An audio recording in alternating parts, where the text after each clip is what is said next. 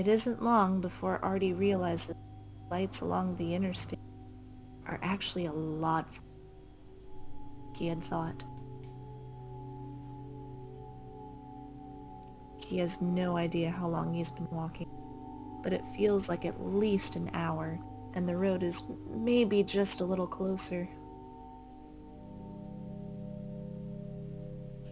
At this point, he's so weak.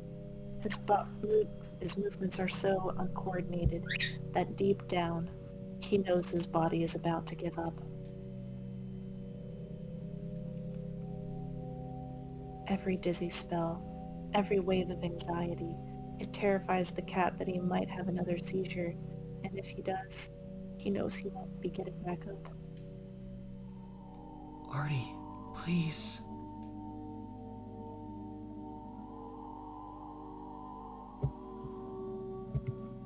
This would be you, Matt. Matt?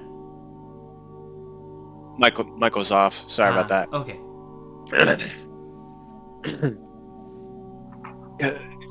Damn. Artie looks around hopefully.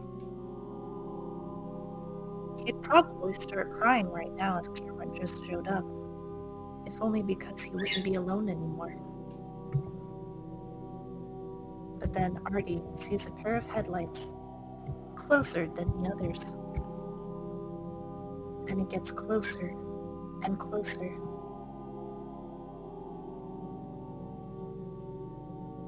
Artie notes that the lights are coming right toward him, and he doesn't bother getting off the road, feeling like this must be a light at the end of the tunnel situation.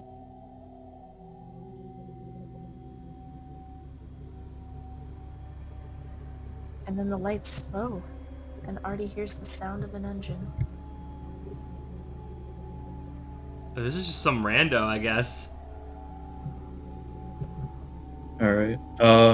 What the fuck are you doing standing there like an idiot on the fucking road? Artie's ears twitch, recognizing the voice from somewhere in his past. What might as well be another life. It's hard to tell because they're screaming at him. The car door opens, and Artie just stands there, lost in the light. How you guys are fucked up? Is this Oh, this is Duke. Duke? Yeah. Oh, I can't really do Yeah. Artie and Duke. Oh, okay. So remember, Duke's like kind of like a cultist or whatever. Yeah. I told you guys to fuck off. First the fucking bar is closed because of something fucking cold, and now you're still here to fuck with me? I just want to fucking... Oh no. fucking drink and fucking relax. I like how you switched what he actually said. I mean, both words are bad in hindsight, but I feel like one's worse than the other. one is worse here in America compared to the other. Mm-hmm. That's fair. That's fair. Yeah, That's fair. Also, like nobody's business. Like, I haven't heard anyone use it like that ever. I haven't either. I mean, it almost makes me wonder, is he like Australian or something? Because like that's the only place I know of where they like drop that word so frequently and easily. Yeah. Maybe Duke is Australian? Which would be so weird. hi because, like, Duke. Where's his Duke at?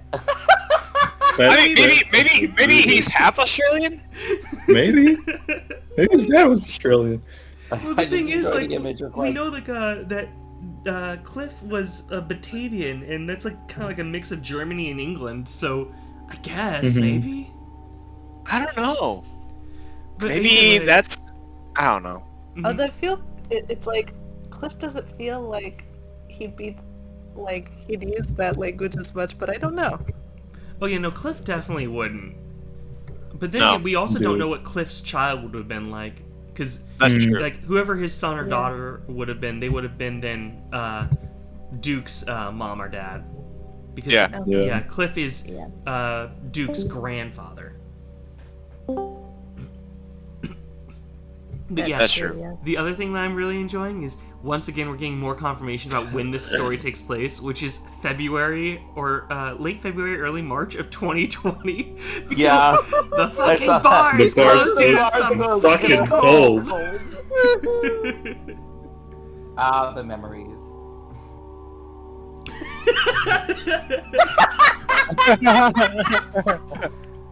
I mean, that's a fair reaction. I've been That's shot, but fucking- your use of words confuses me. Despite having shot, I am utterly confused. Yeah, it's like, what? It's like, yeah, he comes into contact with the first person he sees. And And his first thought is, but don't use that word that way. I mean, poor dude is dealing with a lot of blood loss, like a lot of blood loss. yeah. Arturo furrows his brows, never having heard that curse word used in such a way. A figure starts to materialize in front of Arturo, and finally he recognizes him.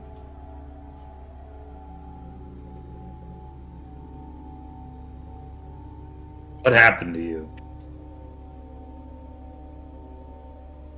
The weasel stares at him and tilts his head to the side, squinting before reaching out and turning Arturo slightly by the shoulder.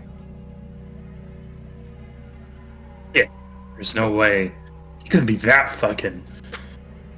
The weasel trails off, then looks at Artie's face. Who did this? Artie reluctantly opens his mouth, for some reason almost feeling embarrassed about his condition. Bar. The weasel stares at him with an odd look. Bar? Yeah, I was at the bar. It's closed. No, you fucking dumbass, you know what it is. Just fucking listen, you fucking piece of shit. I voiced your grandfather, I fucking hate you. Bear.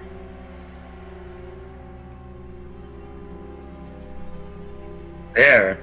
Brian? Arturo nods and regrets Oh it God, immediately ow. as he almost falls over. Damn. You're real fucked up, aren't you? Arturo stares back at the weasel and notices his expression, like he's trying to decide something. God damn it, Duke. If you fucking help Brian... It's not the right reaction to the situation, and Artie suddenly feels like he might be in danger, but he has no idea why. All he remembers is that this old man had floored Devon with 2 swings. So combined with his current state, it can't do a thing. Excuse me.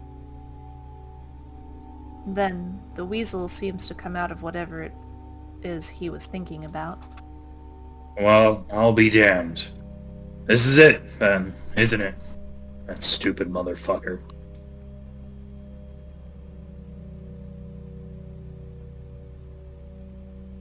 Nice. Alright, get in. We're going to get to the hospital. Can I just say I don't believe he's gonna be taking him to the hospital. I I'm think sorry, he- just I think that there's a chance he actually might.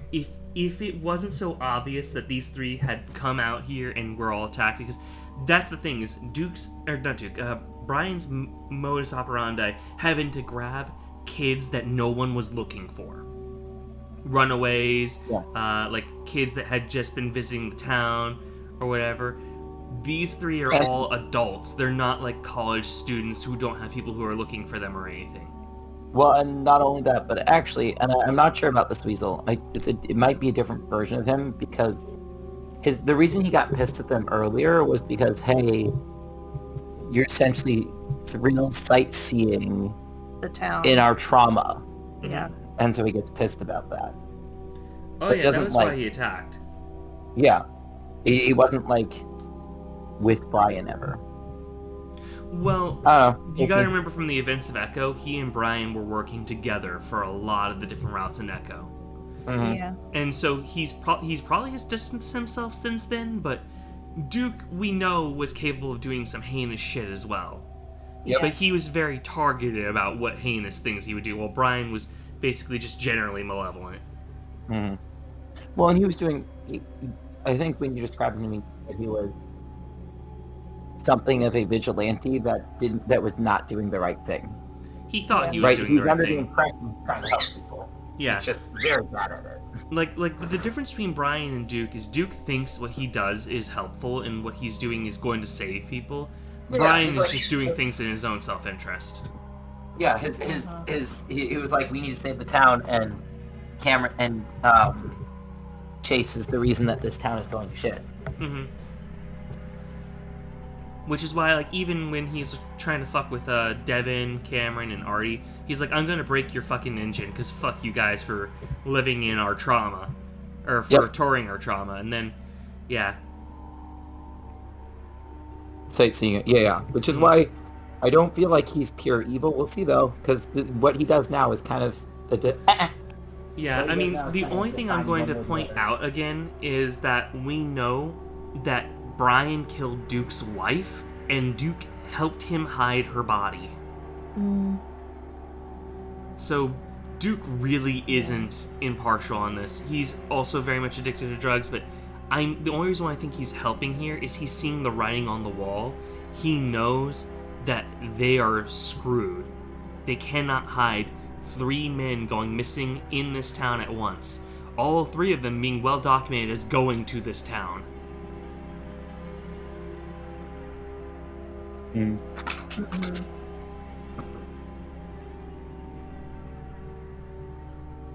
Whenever when I you're found ready. I found a particular track that I was Give me a second. thinking about. I found the track I was particularly thinking about. I put into the other chat. Okay then.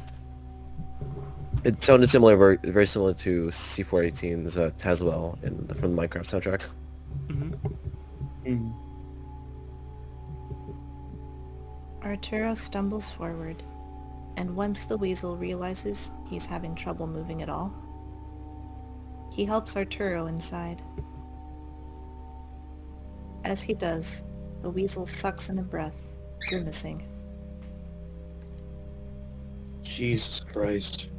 This is really making me not want to do what I'm gonna have to do after this. But, you know, everything's gonna end eventually.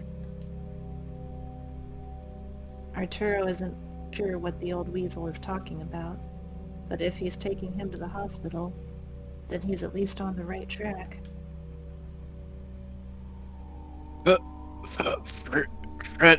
Friends.